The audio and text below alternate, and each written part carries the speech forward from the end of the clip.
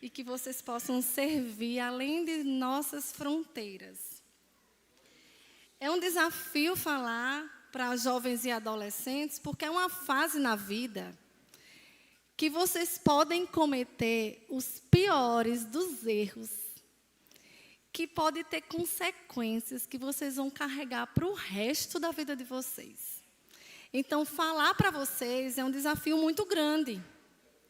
Mas também é nessa fase de vida que vocês estão vivenciando que vocês podem acertar, que vocês podem ser prósperos na profissão, que vocês podem construir lindas famílias.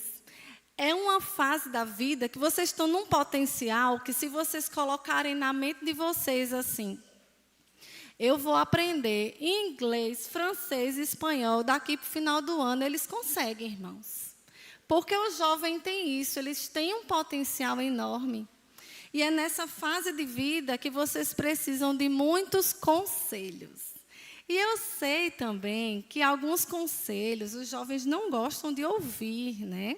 Eu sei que às vezes algumas mães querem dar conselhos para vocês, os pais, aí vocês podem dizer assim: ai, meu Deus, meu pai e minha mãe pensam que eu sou criança. Não, mãe, eu já sei disso. E aí, conselho para jovem, às vezes é algo assim que irrita vocês. É verdade, será? Não sei. Depende de como vem o conselho, né?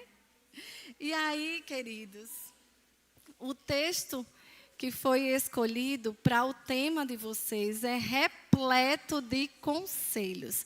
E eu queria orar antes de ler o texto, pedindo ao Senhor que abra o entendimento de vocês, que abra o coração de vocês, que nós possamos sair daqui alimentados por sua palavra. Amém?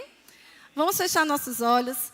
Senhor, te agradecemos por tua palavra, Senhor, que nos traz vida. Tua palavra, Senhor, é repleta de conselhos, Pai, que nos orientam como vivermos aqui. Eu quero te pedir, Senhor, ó Deus, ilumina a nossa mente, abre nossos corações, Senhor. Nós queremos te ouvir, nós queremos aprender da tua palavra e sair daqui, Senhor, revigorados para a glória do teu nome, em nome de Jesus. Amém? Sobre conselhos, lá em Provérbios diz assim: ouça conselhos e aceite instruções e acabará sendo sábio. Muitos são os planos do coração do homem, mas o que prevalece é o propósito do Senhor. Muitos são os planos que vocês têm no coração, não é verdade? É certo que alguns planos são confusos. Porque eu acredito que aqui de vocês, há algumas, principalmente as meninas, não fiquem chateadas, tá? Mas principalmente nós, mulheres, ficamos muito em dúvida de muita coisa. E eu suspeito que algum aqui deve dizer assim: meu Deus, com que roupa eu vou? Eu estou em dúvida. Mãe, eu vou com essa ou eu vou com aquela? Aí os meninos podem dizer: e eu vou com que calça? Né? E o sapato e o chinelo. Essa fase é uma fase de muitas dúvidas. Dúvida de qual roupa vestir. Imagine que profissão escolher. Imagine que atitudes tomar em momentos difíceis. E aí, a palavra do Senhor tem muitas instruções para nós. No texto, abram aí Mateus, o texto que foi escolhido, Mateus 6.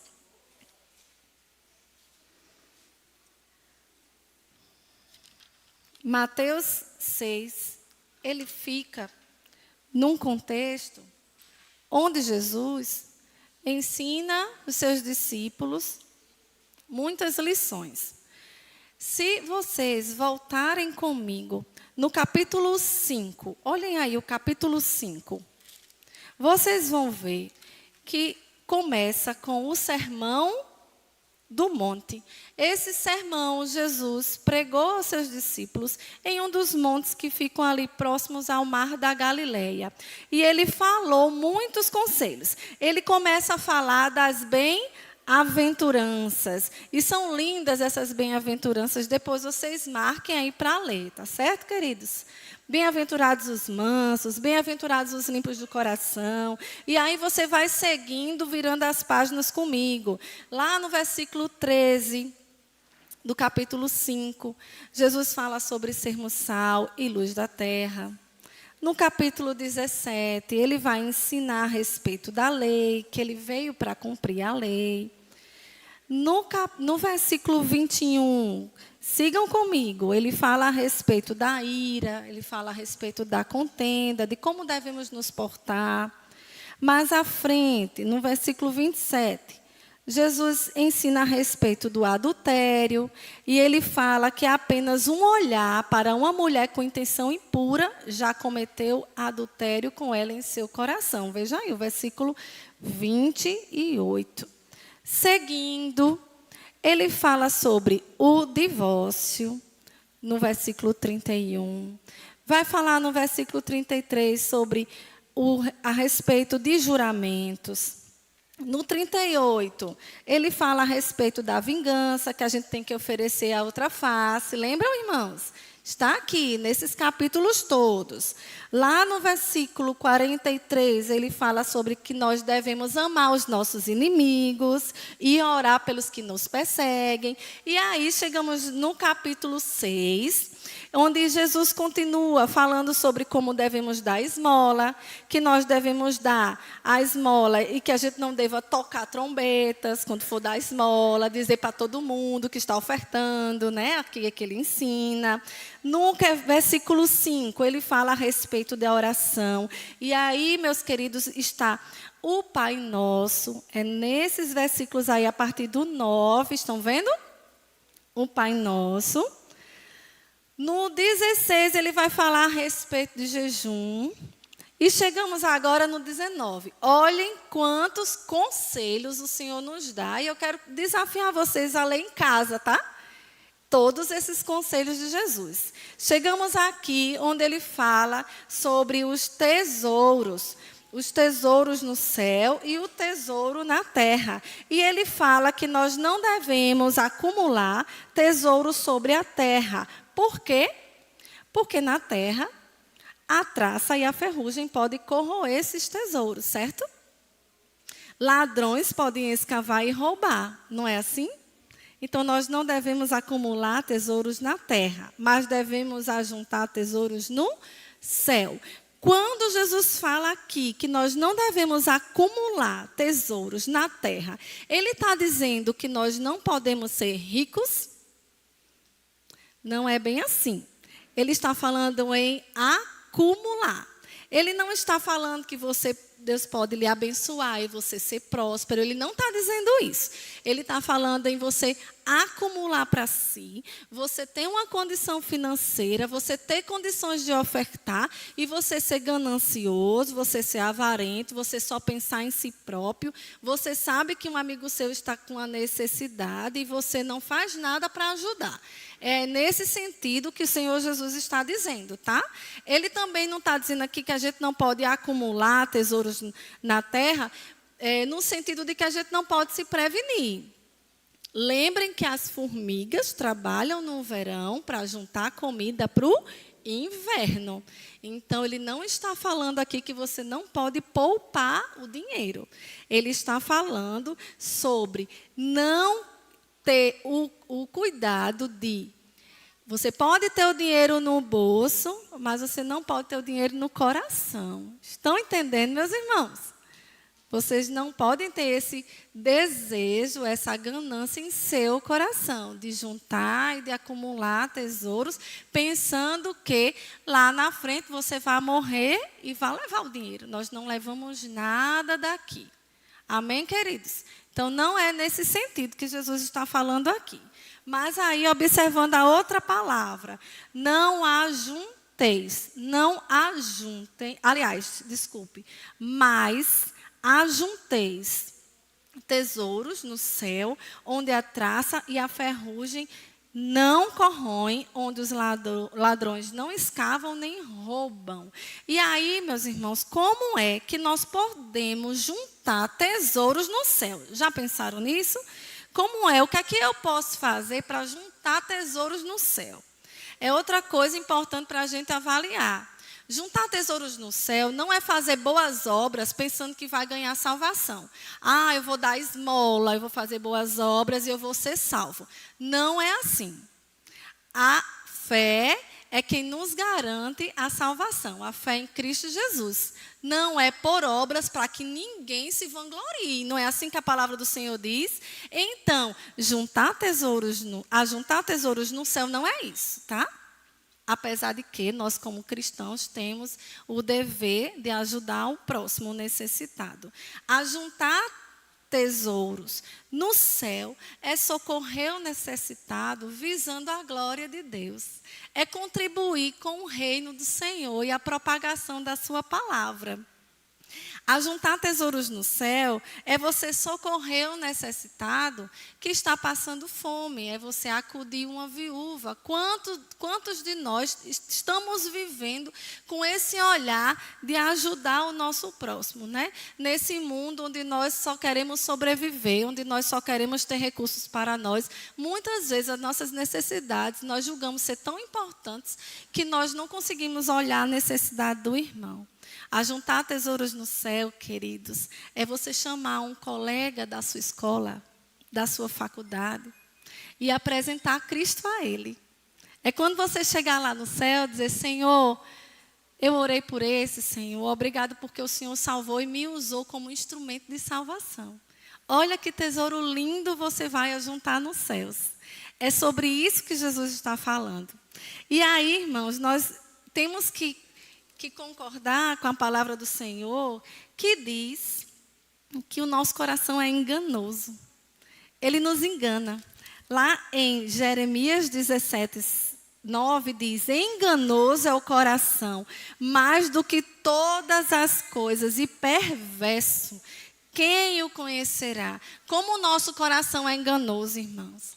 Como é difícil discernir entre o que fazer, qual decisão tomar. E a palavra do Senhor, ela vai nos explicar sobre isso. Quando vamos voltar lá para Mateus 6. Não fechem as Bíblias, tá, irmãos? Quando o Senhor continua dizendo assim, porque onde estiver o teu tesouro, ali também está o teu coração. É como se fosse uma bússola, sabe? Ele está mostrando assim, onde você tem depositado o seu dinheiro, o seu tempo, todo o seu esforço. É ali que está o seu tesouro. E é isso que é perigoso. Porque às vezes você deposita tempo, raciocínio, dinheiro, tudo você deposita em algo que é terreno. E você não deposita naquilo que é eterno. E é onde nós temos que tomar cuidado. E veja no versículo 22 que diz assim, os olhos são a lâmpada do corpo. Aí você vai dizer, eu não estou entendendo nada. Aqui Jesus está falando sobre tesouro no céu, tesouro na terra, que os ladrões podem roubar. Aí de repente fala em olhos, ele já falou em coração aqui, não foi? Aí de repente ele vai falar do olho. O que é que tem a ver o olho? Existe um ditado muito antigo que diz assim, o que os olhos não veem, o coração não sente. Mas aquilo que o olho vê, o coração pode sentir, não pode? E aí, meus irmãos, é onde eu deixo um conselho muito importante para vocês, jovens e adolescentes. O que os teus olhos têm visto? Diz que os olhos é a janela da alma, também tem essa frase, né? O que teus olhos estão assistindo? Jesus diz assim, os olhos são a lâmpada do corpo. Se os seus olhos forem bons, todo o seu corpo será cheio de luz. Se, porém, os seus olhos forem maus, todo o seu corpo estará em trevas. Portanto, se a luz que existe em você são trevas, que grandes trevas serão? Há uma ligação entre o coração e os olhos. Vocês lembram de um grande rei que olhou e viu que não devia e carregou terríveis consequências em sua vida? O rei Davi, que deveria estar lutando na guerra, estava olhando Batseba, lembraram? nós devemos ter muito cuidado com os nossos olhos, porque eles podem afetar diretamente o seu coração. E no versículo 24 diz assim: ninguém pode servir a dois senhores, porque ou irá odiar um e amar o outro, ou irá se dedicar a um e desprezar o outro. Vocês não podem servir a Deus e às riquezas. Aqui fala, irmãos, sobre riquezas especificamente. E aí, meus queridos, a riqueza modifica muitas pessoas. Vocês sabiam disso? O poder modifica muito as pessoas. Por dinheiro, as pessoas matam, as pessoas sequestram, as pessoas roubam, as pessoas recebem propina, não é assim, por dinheiro? As pessoas matam pai e mãe por causa do dinheiro, por causa das riquezas. Eu estava conversando recentemente lá no hospital, eu trabalho no hospital, e eu estava conversando sobre minhas colegas, sobre o nosso direito de objeção de consciência. Eu sou enfermeira, vocês como jovens já devem ter ouvido falar sobre uma lei que está sendo votada contra o aborto. Já ouviram?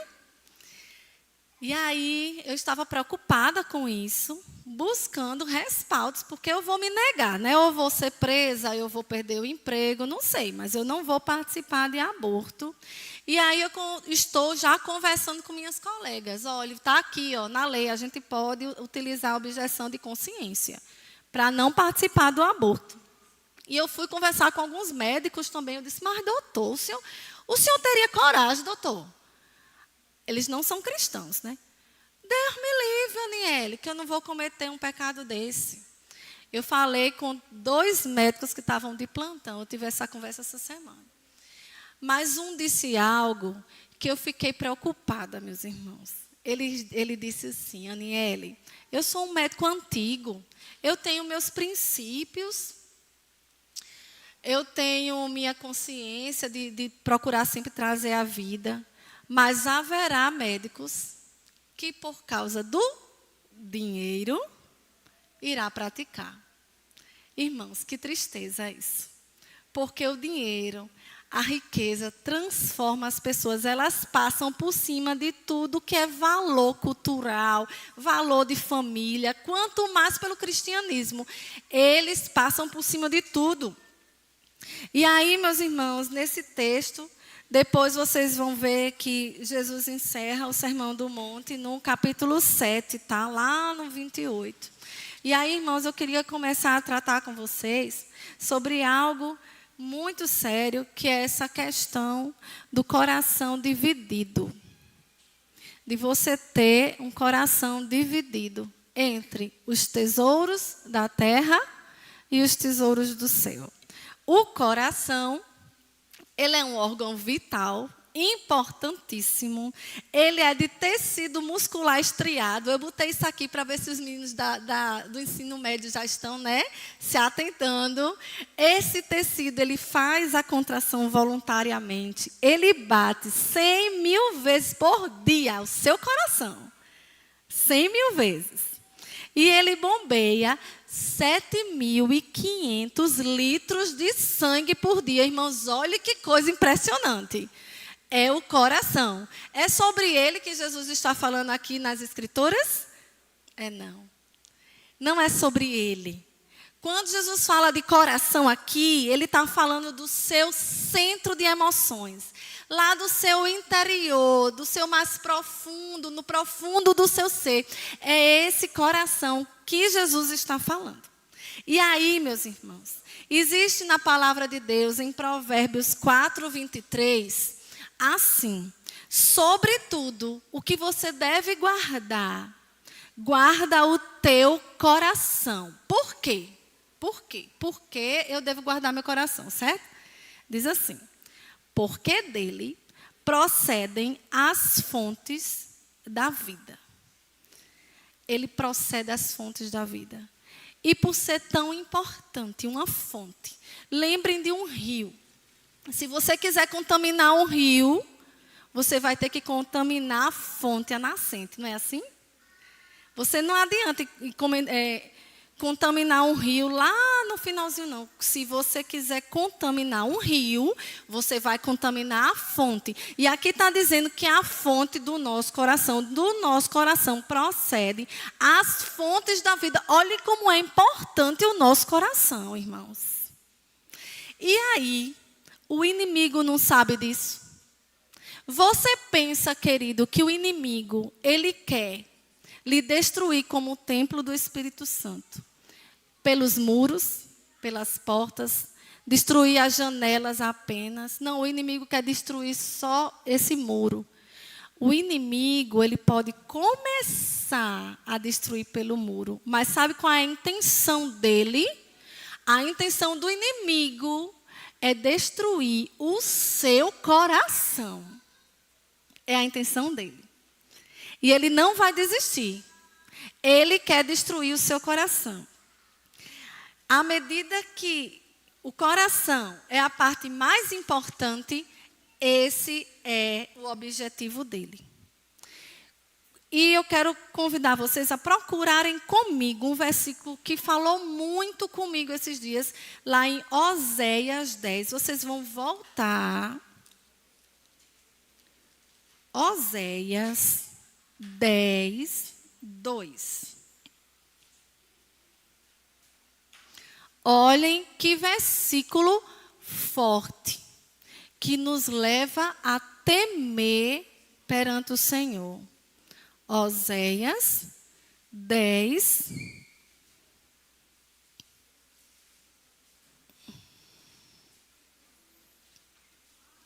2. Diz assim: o coração deles está dividido. Aqui não está falando que está machucado. Aqui não está falando que ele está batendo fora do compasso. Aqui não está falando que o coração está fraco. Aqui está dizendo que o coração deles está dividido pelo meio.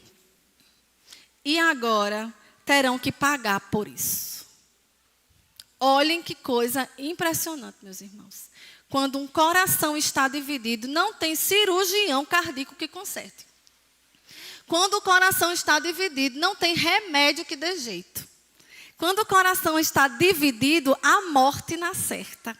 E aí, meus irmãos, hoje nós vivemos num momento do cristianismo onde muitos irmãos nossos pensam que estão certos, estando divididos entre Deus e os ídolos.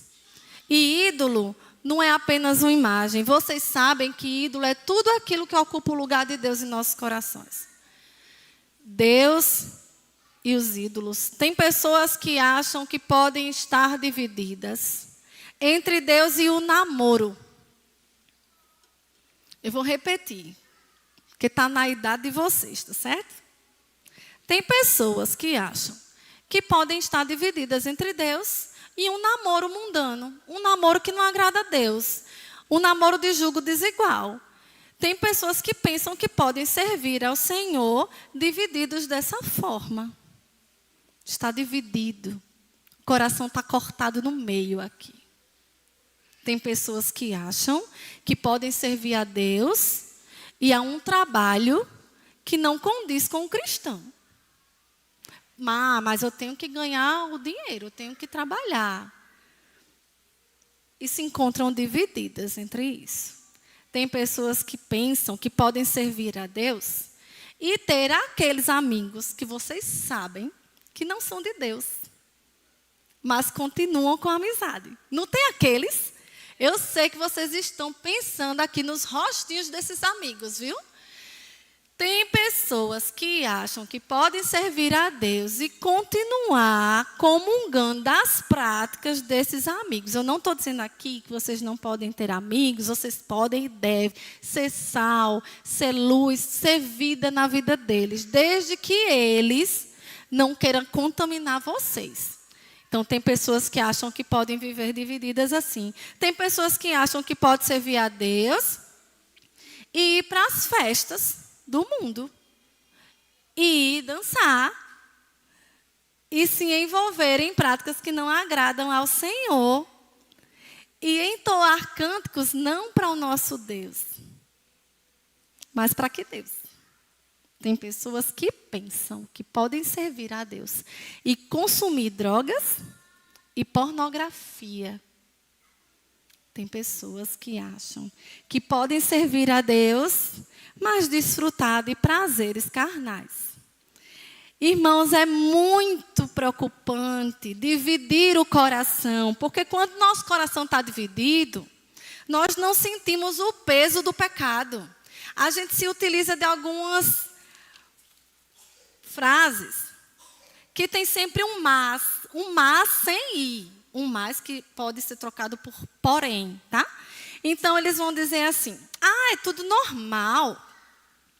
Eu vou para a festa da luz, outra festa, mas é só para fazer companhia aos meus amigos, mas eu não vou fazer nada demais lá não, pastor. Eu vou só assim, para ver, tem os parques, né? Tem as coisas, aí tem esse mais, está entendendo? Mas eu assisto alguns filmes que não são da minha classificação de idade. Eu assisto alguns filmes indecentes, mas assim, é coisa de homem. Gente, tem umas falas, que misericórdia. É cor de homem, missionária.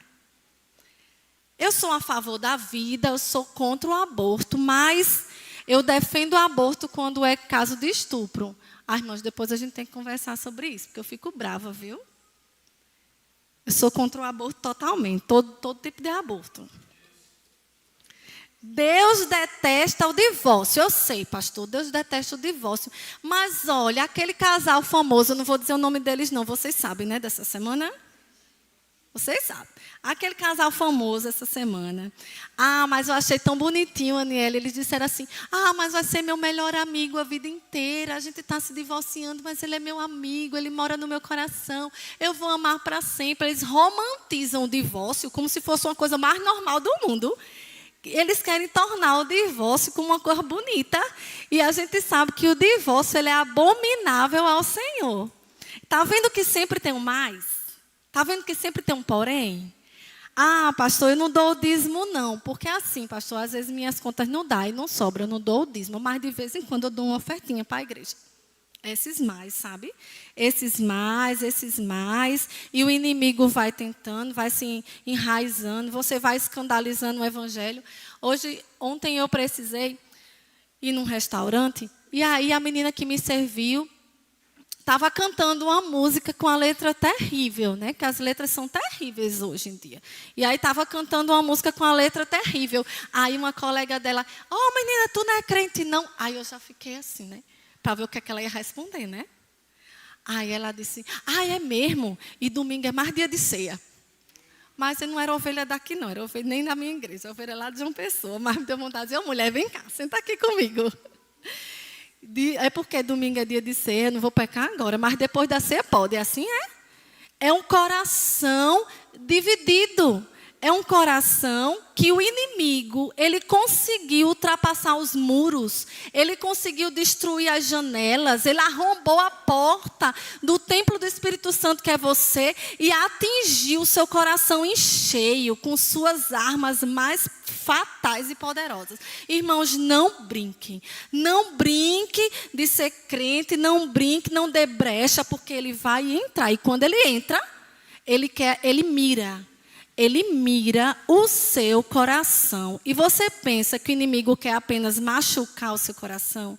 Ele quer dividir ao meio. E isso é muito sério, irmãos. Nós não podemos brincar de ser crente. Nós não podemos servir ao Senhor e servir ao inimigo, servir ao mundo. Eu sei que não é fácil, principalmente na idade que vocês estão. Talvez vocês se sintam com medo de serem excluídos da escola, dentre os amigos, ao invés de se prontificar e dizer assim: eu sou crente e eu tenho uma verdade para dizer a você. Você permite muitas vezes a estar no meio deles com aquelas piadas indecentes, com aquelas brincadeiras que não lhe convêm. Meus queridos, nós precisamos fazer diferença. Nós precisamos examinar o coração. E aí você vai dizer, eu vou fazer um raio-x, Daniel, para ver meu coração. Eu vou fazer um eletro. Eu vou fazer um eco. O Espírito Santo, ele testifica em nossos corações. É ele quem vai dizer, não faça isso. Algumas pessoas dizem assim, é porque eu escutei uma voz, eu senti assim uma voz, eu senti algo me dizendo, não é algo lhe dizendo, meu querido, é o Espírito Santo lhe alertando. Ele não vai deixar você pecar em paz. Ele vai lhe cobrar, ele vai martelar na sua mente. Mas se você tiver com o coração ao meio, dividido, morto, você não vai ter reação. Para você vai ser tudo normal e você vai escandalizar o Evangelho, meus irmãos. Nós devemos dar voz ao Espírito Santo, porque um coração dividido não tem cirurgião que dê certo, que dê jeito, certo? Mas a graça do Senhor, ele transforma os nossos corações. O sangue do Senhor modifica toda e qualquer situação no seu coração. E eu queria encerrar essa palavra com um texto para trazer esperança para você que se encontra com o coração dividido. E aí eu vou esperar você encontrar. Ezequiel 11, 19, 20 diz assim: eu lhes darei um só coração e porei um espírito novo dentro deles. Tirarei deles o coração de pedra e lhes darei um coração de carne, para que andem nos meus estatutos e guardem os meus juízos e os executem. Eles serão o meu povo e eu serei o Deus deles. Em outra versão diz assim: darei a eles um coração não dividido, e porei um novo espírito dentro deles. É isso que o Senhor quer fazer conosco. Ele quer trocar o nosso coração. Ele quer nos dar um coração inteiro para Ele, onde Ele será entronizado naquele grande dia, onde você irá se encontrar com Ele, porque vai valer a pena. Olhe, jovens, vai valer a pena renunciar, abrir mão, vai valer a pena, mesmo que doa, mesmo que você chore, vai valer a pena. Abra mão daquilo que não agrada ao Senhor, e Ele dará a você a coroa da vida. Ele irá lhe receber nos céus. Ele vai dizer: vinde, benditos do meu Pai. Oh, queridos, que Deus fortaleça o coração de vocês.